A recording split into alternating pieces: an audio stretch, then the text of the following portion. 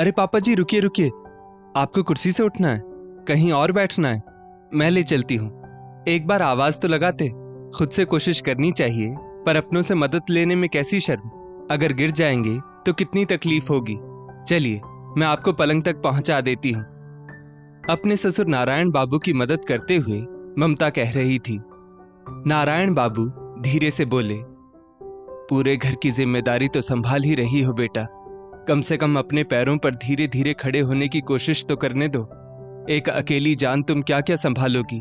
मुझे बस यहीं पलंग के पास बिठा दो, यहां से बाहर की दुनिया भी दिखती है। ममता आराम से नारायण बाबू को बालकनी से लगे हुए पलंग पर बिठाते हुए बोली, बाबूजी, अपने बच्चों से मदद लेने में माता पिता को संकोच नहीं करना चाहिए, और हमारा घर इतना भी बड़ा नहीं कि आप आवाज लगाएंगे तो मैं सुनूंगी नहीं। और देखिए, मैंने पूजा की बड़ी वाली घंटी इसीलिए आपके आसपास रखी है, ताकि आप जब इसे बजाएंगे तो मैं भागी चली आऊंगी। ठीक है, आप यहां बैठिए, मैं अभी आती हूं। नारायण बाबू ने बड़े स्नेह के साथ अपनी बहू के सिर पर हाथ रखा और बालकनी से आती ठंडी हवाओं को महसूस करने लगे। तभी नारायण बाबू की बेटी लतिका अपने कमरे से अंगड़ाई लेती हुई निकली और बोली, भाभी, पापा सही कह रहे हैं, थोड़े बहुत काम उन्हें खुद से भी करने दिया कीजिए, वरना आदत लग जाएगी। मैं 2 दिन से देख रही हूँ, कभी आप उन्हें कपड़े पहनने में मदद करती हैं तो कभी उनके पैरों की मालिश करती हैं, पर यह सब करने से अब कोई फायदा नहीं है। जो भगवान ने तकलीफ लिख दी है उसे तो काटना ही पड़ेगा। एक जमाना था जब पापा फुर्ती की मिसाल हुआ करते थे, पर अब ये बुढ़ापे का शरीर, उफ। ममता मुस्कुराते हुए बोली, मैं अपनी जिम्मेदारियों से कैसे पीछे हट सकती हूँ। मुझे याद है, जब मैं शादी करके आई थी तो माँ जी ही घर के काम करती थी, और पापा जी में उस वक्त कितनी फुर्ती थी, फिर भी माँ जी अपनी जिम्मेदारियों से पीछे नहीं हटती थी। यहाँ तक कि मेरे हिस्से का भी काम कर देती थी, ताकि मैं तुम्हारे भैया के साथ वक्त बिता सकूं। तो अब जब माँ जी नहीं है तो पिता की जिम्मेदारी तो मुझ पर ही है ना, और बुढ़ापे का क्या है, एक ना एक दिन तो सबको ही आना है। लतिका ठंडी सांस भरते हुए बोली, जैसी आपकी मर्जी, मैं तो यहाँ आराम करने आई हूँ, कुछ मदद चाहिए हो तो बोल दीजिएगा। ममता हंसकर बोली, नहीं नहीं, तुम बस नाश्ता कर लो, वरना ठंडा हो जाएगा। लतिका बोली, आप नहीं खाएंगी क्या भाभी? ममता बोली, थोड़ी देर में खाती हूँ, थोड़ा सा काम बचा हुआ है, उसे निपटा लूं, तुम खा लो। वैसे नहाने के बाद तो सबको भूख लग जाती है। लतिका ने आश्चर्य से ममता को देखा, क्योंकि ममता तो सुबह उठते ही सबसे पहले स्नान करती है, बाद में रसोई में जाती है, और ये नियम तो लतिका की मां ने ही बनाया था, क्योंकि वे खुद भी ऐसा ही करती थी, जिसे आज तक ममता निभा रही है। लतिका बोली, भाभी, मैंने तो इस बात पर ध्यान ही नहीं दिया कि आपको भी सुबह सुबह भूख लग जाती होगी। अब तो माँ भी नहीं है, फिर आप उनके बनाए हुए नियमों को क्यों मान रही हैं? मैं तो अपने घर में सुबह हर काम से पहले चाय पीती हूँ, तभी जाकर कोई और काम करती हूँ, क्योंकि भूख लग जाने पर तो मुझे कुछ सूझता ही नहीं है। ममता बोली, जब एक अकेले पर जिम्मेदारी आ जाती है तो भूख प्यास सब मिट जाती है। अगर मैं ये सब नहीं करूंगी तो तुम्हारे भैया को करना होगा, और मैं अगर उनका हाथ नहीं बटाऊंगी तो फिर मैं अर्धांगिनी कैसी हुई? तो अब तुम ही बताओ, आखिर मैं इस घर की बहू हूं, मुझे तो ये सब करना ही है ना। लतिका बोली, भाभी, पहले की बात अलग थी, अब तो आपके बच्चे भी इतने बड़े हो गए हैं कि वो बाहर जा चुके हैं, फिर भैया को क्या पड़ी थी कि रिटायरमेंट के बाद दूसरा काम करने की। अरे इस उम्र में आराम से बैठकर खाते। और रही बात पापा की, तो अब पापा अगर नाश्ता नहीं भी करते हैं तो कोई बात नहीं, थोड़े से ड्राई फ्रूट्स और फल दे दिया कीजिए, फिर 11-12 बजे सीधा खाना दे दिया कीजिए। लतिका नाश्ता करते हुए ममता को नसीहत भी देने लगी। देखते ही देखते 11 बज गए। लतिका नाश्ता खत्म करके अपने पिता से बातें करने लगी। फिर ममता रसोई में जाकर चाय बनाकर लाई और बोली, आओ लतिका, पहले चाय पीते हैं, फिर पापा को खाना भी दे दूंगी। लतिका बोली, भाभी, बुरा मत मानिएगा, पर मुझे लगता है पापा का ख्याल रखना तो बस एक बहाना है। आप चाहती ही नहीं हैं कि पापा का काम कोई और करे, है ना, ताकि पापा आप पर निर्भर रहे और अपनी सारी संपत्ति आपको दे दे। अब घर में कोई देखने पूछने वाला भी नहीं है, फिर आप ये सब हमेशा करती हैं या सिर्फ मेरे आने पर करती हैं? ममता बोली, क्या क्या तुम मेरे बारे में ऐसा सोचती हो? और अगर सोचती हो तो क्यों?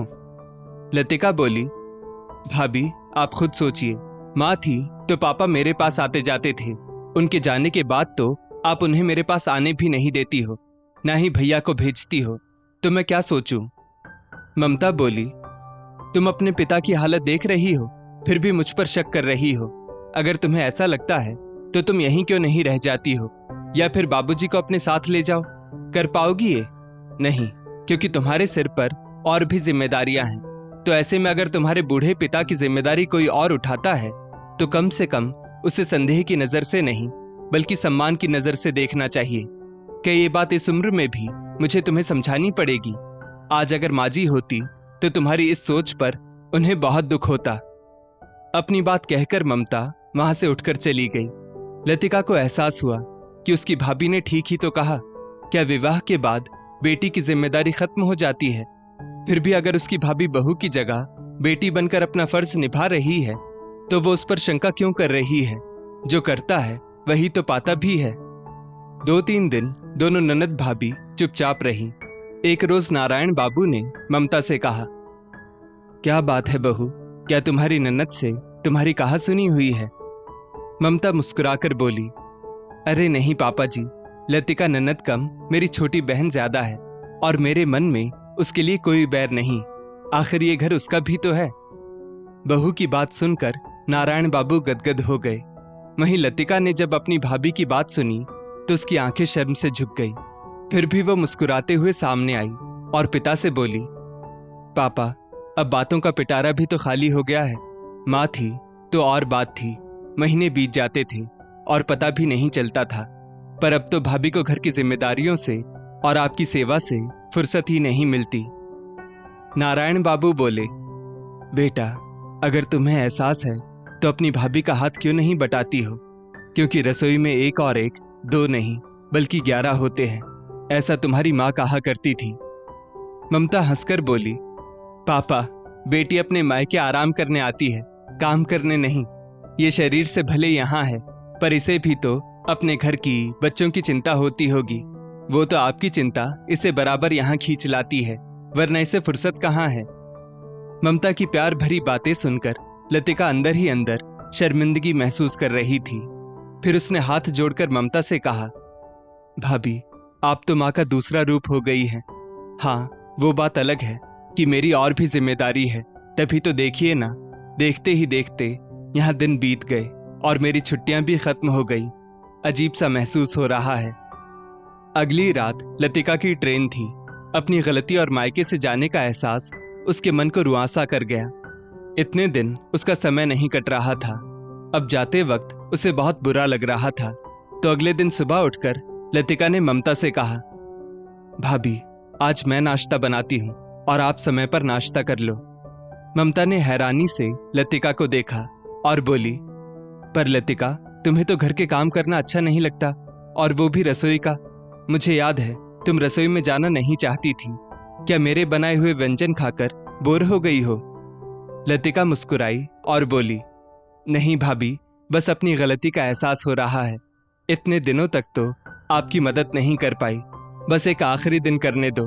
आप जाइए, बाकी का काम देख लीजिए, आपको भी तो कितने सारे काम होते हैं। ममता हैरान थी। शायद लतिका को सचमुच उसकी गलती का एहसास हो चुका था। यही सोचकर ममता घर के बाकी काम करने लगी।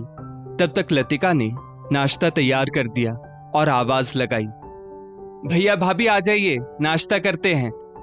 लतिका का भाई मुकेश नाश्ता करते हुए बोला, अरे वाह, ससुराल जाकर तो तुम बहुत अच्छी गृहिणी बन गई हो, जरा ये व्यंजन ममता को भी सिखा दो। इतना कहकर दोनों भाई बहन हंसने लगे। तभी ममता वहां आई और बोली, अरे वाह, आज तो ननद ने नाश्ता बनाया है, मेरी तो भूख बढ़ गई है, तो आज 2 की जगह 4 खाऊंगी।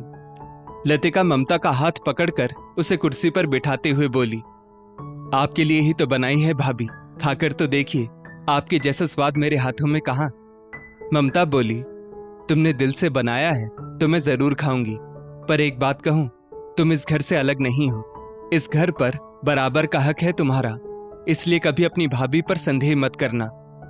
लतिका बोली, भाभी पापा की उम्र हो गई है और खाना पीना तो बस उनके लिए फॉर्मेलिटी है, आप अपना ध्यान रखिए। पूरे घर की जिम्मेदारी आप पर है।